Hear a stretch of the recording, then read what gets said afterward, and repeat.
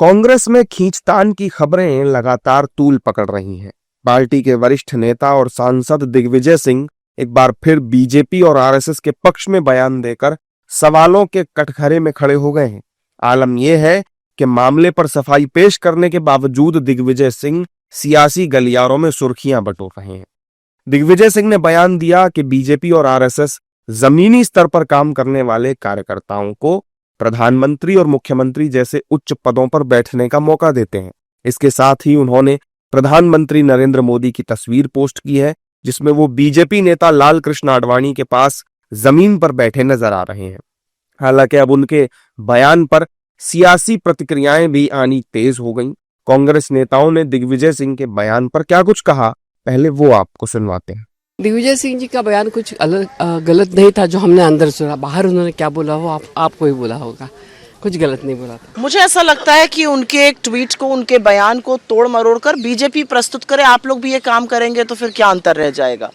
संघ जैसे नफरती संगठन से, जिसकी विचारधारा से प्रेरित होकर गोडसे ने इस देश के राष्ट्रपिता महात्मा गांधी को मार डाला, उससे हमें कुछ भी सीखने की जरूरत नहीं है। हम भारतीय राष्ट्रीय कांग्रेस हैं।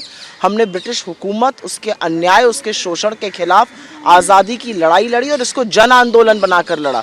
हमने इस देश की तमाम कुरीतियों को समाप्त करने का काम किया है। हमें किसी से कुछ सीखने की जरूरत नहीं है। हम भारतीय राष्ट्रीय कांग्रेस हैं, लोगों को हमसे सीखना चाहिए। ये दिग्विजय सिंह जी अपना जो भी उन्होंने बोला है उसका जवाब वो खुद ही देंगे। हमें जो डिस्कस करना था कल CWC में हम लोगों ने विस्तार से डिस्कस किया है। कैसा मनरेगा वाला एजिटेशन आगे लेके जाना, कैसा लोगों तक बात पहुंचाना, कैसा मजदूर विकृत करना, कैसा स्पेशली अनऑर्गेनाइज्ड रूरल एरिया मजदूर विकृत करना। दिग्विजय सिंह ने संगठन की ताकत का जीवंत उदाहरण देते हुए राहुल गांधी को सीख भी दी है। हालांकि संघ की तारीफ को लेकर सियासी गलियारों में ये बात उनकी चर्चा का विषय बनी हुई है। बीजेपी नेताओं ने दिग्विजय सिंह के ट्वीट पर कहा है कि उन्हें राजनीतिक समझ तो आई, पर देर से आई। दिग्विजय बाबू को राजनीतिक अकल बहुत दिन के बाद आ रही है कि भाजपा संगठन क्या मजबूत है। अच्छी बात है, लेकिन उनकी नसीहत जिनको लेना है, ये भी उन्होंने कह दिया है कि राहुल गांधी को सुनते नहीं है। देखिए, जो पार्टी में संगठन सर्वोपरि होता है, एक साधारण कार्यकर्ता को भी उतनी इज्जत मिलती है जितने सर्वोच्च कार्यकर्ता को। वही पार्टी हमारे यहाँ वो देश में या दुनिया में तरक्की करती है। अब भारतीय जनता पार्टी की देखिए, हमारा अगला राष्ट्रीय अध्यक्ष कौन होगा ये कोई नहीं बता सकता, लेकिन कांग्रेस में ये निश्चित है कि उनका जो भी अगला राष्ट्रीय अध्यक्ष होगा, प्रधानमंत्री का उम्मीदवार होगा, उसको गांधी परिवार से आशीर्वाद मिलना ही चाहिए। ये व्यक्तिवादी और वंशवादी पार्टियां और जो कैडर आधारित पार्टियां होती हैं, जो किसी विचारधारा पे चलती हैं, जैसे हम राष्ट्रवादी विचारधारा पे चलते हैं, ये हम में बेसिक फर्क होता है। और दिग्विजय सिंह ने बिल्कुल सही कहा साहब कि हमारी शक्ति जो है वो संगठन है। और संगठन कैसे शक्ति है कि हमारे आम कार्यकर्ताओं को भी बराबर की इज्जत मिलती है। यहाँ गांधी परिवार में वो आप कहानी भूल नहीं सकते हैं कि किस तरीके से राहुल गांधी जिस प्लेट से अपने कुत्ते को बिस्किट खिला रहे थे, बाकी कांग्रेस के नेता भी उसी प्लेट से उठाकर बिस्किट ले रहे थे। देखिए, दिग्विजय जी कांग्रेस के वरिष्ठतम नेताओं में एक हैं। उन्होंने राहुल गांधी और सोनिया गांधी को आईना दिखाया है।